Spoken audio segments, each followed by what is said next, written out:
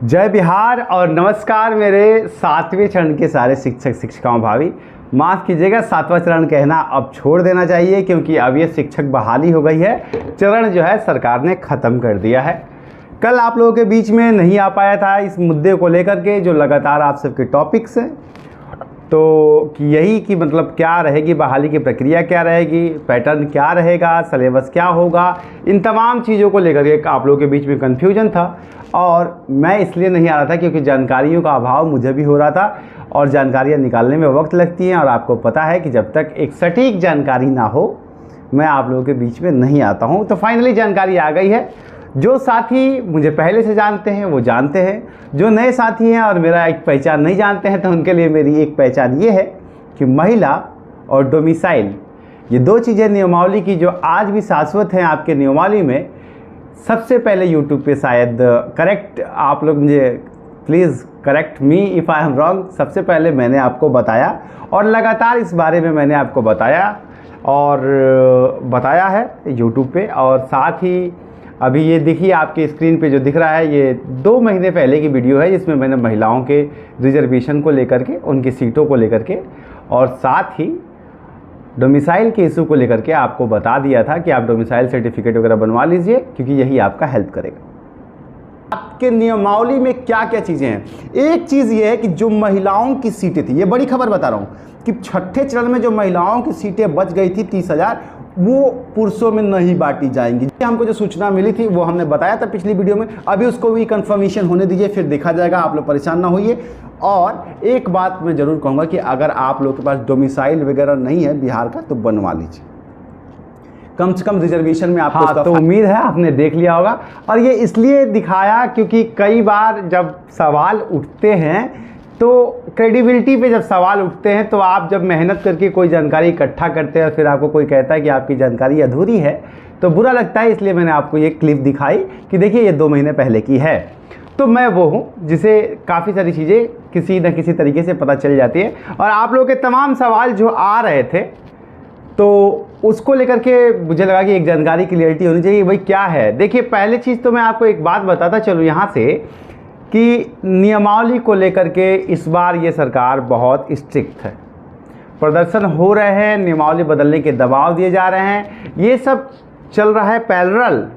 दूसरी तरफ एक और चीज़ मैं आपको बताता चलूँ कि आपको एग्ज़ाम की तैयारी करनी पड़ेगी और एग्ज़ाम देना पड़ेगा पैरेलल। मैं आपको ये भी बताता चल रहा हूँ। तो ये जो मुझे पता चला है जिस तरीके से आपका एग्ज़ाम होने वाला है, इसके बारे में मैं उन साथियों के लिए चर्चा कर दे रहा हूँ आज जो अपने एग्जामिनेशन को लेकर के सीरियस हैं और वो उन्हें एग्ज़ाम देने से कोई गुरेज नहीं है।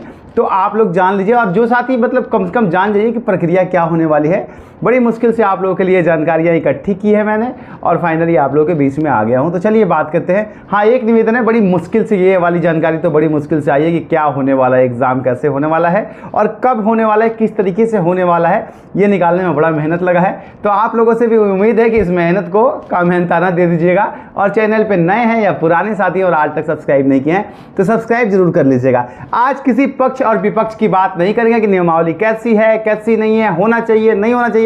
आज सिर्फ जो सरकार का प्लान है, एग्जाम कंडक्ट कराने का जो प्लान है उसके बारे में बात करेंगे, किस तरीके से एग्जाम होगा और क्या प्रक्रिया होगी। और ये भी मैं आपको बताता चलूं कि मैं ही वो पहला इंसान हूं जिसने ये कहा था कि बीपीएससी इसका एग्जाम कंडक्ट कराएगी।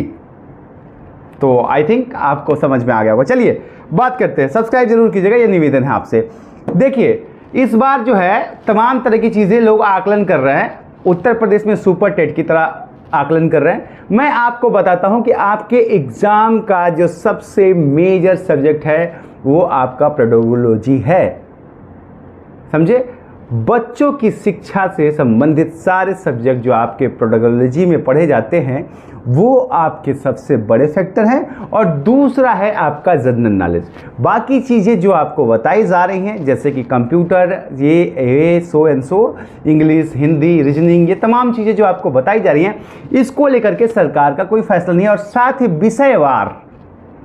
विषयवार भी। और मैं एक फैक्टर पे और आपसे चर्चा करूंगा कि ये एग्ज़ाम होने वाले कब हैं, कब तक कंडक्ट होंगे, जिसका लगातार आप लोगों के बहुत सारे सवाल रहते हैं। तो जो बात हुई है सक्षम अधिकारियों से, तो उनका जो कहना है वो मैं आपको आगे कन्वे करूंगा, आप चैनल पे बने रहिएगा। और साथ ही आपकी एक सलाह भी चाहिए, क्योंकि बहुत सारे साथी जो हैं इस बात को लेकर के लगातार फोर्स कर रहे हैं कि इस नियमावली के विरुद्ध एक केस फाइल किया जाए, और इसके लिए तमाम साथी कर रहे हैं। लेकिन फ़िलहाल अभी मैंने इसको किया नहीं है, अभी तक मैं इसके बारे में सोच ही रहा हूँ आपकी राय के बाद ही, क्योंकि ये फैक्ट है कि अगर हम जाते हैं कोर्ट में तो और विलम्ब होना तय है। क्योंकि बहुत सारे, मैंने आपको पिछली वीडियो में बताया था कि बहुत सारे फैक्टर्स ऐसे हैं जिसमें चैलेंज होते ही मामला फंस जाएगा।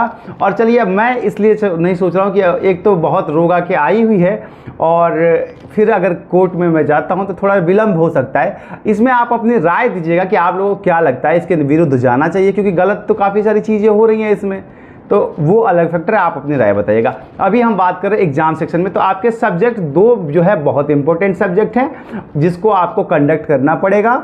जनरल नॉलेज में बेसिक्स आपके बिहार का इतिहास, बिहार का मतलब जो भी बिहार रिलेटेड है ये चीज़ें रहेंगी, और साथ ही आपकी पेडागोलॉजी से जो है सवाल आएंगे, साइकोलॉजी वाले जितने भी हैं वो सारी चीज़ें आप तैयार कर लीजिएगा। फिलहाल इस पर फोकस रखिए। और हालांकि एक चीज़ कहूँ कि सरकार अभी इस मान्यता को लेकर के चल रही है कि बस वो इतना ही करिए। हाँ, जो लोग कह रहे हैं इंटरव्यू भी होगा, प्री भी होगा, मेंस भी होगा, ऐसा कुछ नहीं होने वाला है, ये मैं आपको बताता चलूँ। एक ही पेपर और आपको देना है, और वो एक पेपर से ही आपका होगा। हाँ, मैं आपको ये बताता चलूँ कि पैटर्न के साथ साथ मेधा सूची बनाने का जो प्रक्रिया है वो भी पूरा बदल गया है। जो 60, 40, 100 एंड 100 ये तमाम चीज़ें कह जा रही थी, ये सारे प्रेडिक्शंस जो हैं आपके ख़त्म हो चुके हैं। ऐसा अब कुछ नहीं होगा। आपके मार्क्स के बाद आपकी जो एग्ज़ाम का पेपर होगा उसके हिसाब से आपका मेरिट बनेगा। कोई भी क्वालिफिकेशन लेवल नहीं है कि आप इतने % आपके पास नंबर होंगे तब आप जाएंगे और इससे कम होंगे तो आप नहीं एलिजिबल होंगे। ऐसा कुछ भी इस नियमावली में ऐसा कुछ नहीं होगा। हर कोई एलिजिबल है, मेन एग्ज़ाम ही आपकी मेरिट डिसाइड करेगा। ये एक चीज़ है जो आपको अब समझ लेनी चाहिए। मैं आपको यही सलाह दूंगा कि और हाँ, बहुत सारे साथी कह रहे हैं कि नियमावली क्या होगी, क्या रिवर्स हो सकती है। देखिए, जितने भी ऊपर के डायस्पोरा में बात की है या फिर पॉलिटिकल डायमेंशंस में जितनी भी बात करने की कोशिश की है, सक्षम अधिकारी जिनसे बात होती है, जो ऐसे इन्फॉर्मेशन देते हैं कभी कभी अनऑफिशियल, वो भी ये कह रहे हैं कि ये नियमावली इम्प्लीमेंट होगी और बहुत तगड़े तरीके से होगी। इसका एक रीज़न ये है ना कि बिहार में शिक्षा व्यवस्था के सुधार के लिए ये एक बड़ा महत्वपूर्ण कदम है।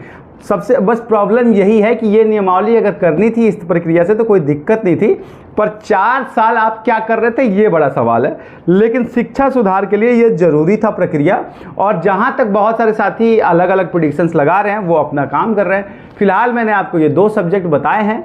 आप बिहार का इतिहास कंप्लीट कर लीजिए साथियों, और साथ ही बिहार से संबंधित चीज़ें और आपकी जो है सब्जेक्ट जो आपके बीएड का या फिर डीएलएड का जो पेडागोलॉजी है वो आप तैयार कर लीजिए। साथ ही सीटेट और बीटेट के जो साथी ये सवाल पूछ रहे हैं कि क्या हम एलिजिबल होंगे, जो परस्यू कर रहे हैं, जो अभी डीएलएड कर रहे हैं या बीएड कर रहे हैं, क्या वो एलिजिबल होंगे? साथियों, ये डिपेंड करता है कि ये कब आता है। मतलब फाइनली ये आप समझ लीजिए कि अगर आपका बीएड या डीएलएड कंप्लीट नहीं है तो आप इस एग्ज़ाम में बैठने के लिए पात्र नहीं हैं। ये सरकार का बड़ा क्लियर स्टैंड है। जिनका हो चुका है उसके साथ वो सीटेट के लेवल 1 और लेवल 2 या बीटेड क्वालिफाइड है, वो एलिजिबल है, वो अप्लाई कर सकते हैं।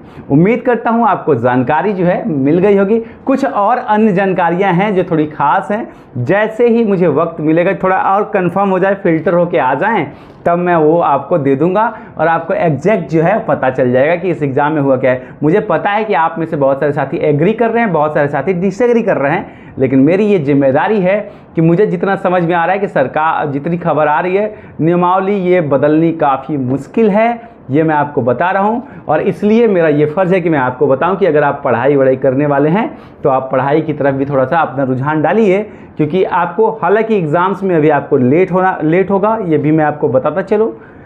क्यों? क्योंकि एक बार फिर से आपने देखा होगा कि आपको एक बार फिर से पदों का रिक्त पदों का ब्यौरा मांगा गया है। इन सारी चीज़ों का संकलन करना है और फिर कितने सब्जेक्ट के कितने टीचर हैं विषयवार, और उसके हिसाब से वैकेंसियाँ क्रिएट करके एग्जाम कराया जाएगा। एक पक्ष इसमें यह भी मैं आपको पता चला कि इस पर भी विचार चला कि सब्जेक्ट वाइज जिस सब्जेक्ट के टीचर हैं उनसे उसी सब्जेक्ट के एग्जाम लिए जाएं और फिर उस तरीके से सिलेक्शन किया जाए। तो ये भी एक प्रक्रिया हो सकती है जिसके बारे में फाइनल अभी बात नहीं हुई है। ये जैसे ही क्लियर होगा मैं आप लोगों के बीच में आ जाऊंगा। उम्मीद करता हूं जानकारी मिल गई होगी। चैनल पे नए हैं सब्सक्राइब जरूर कीजिएगा। प्रणाम।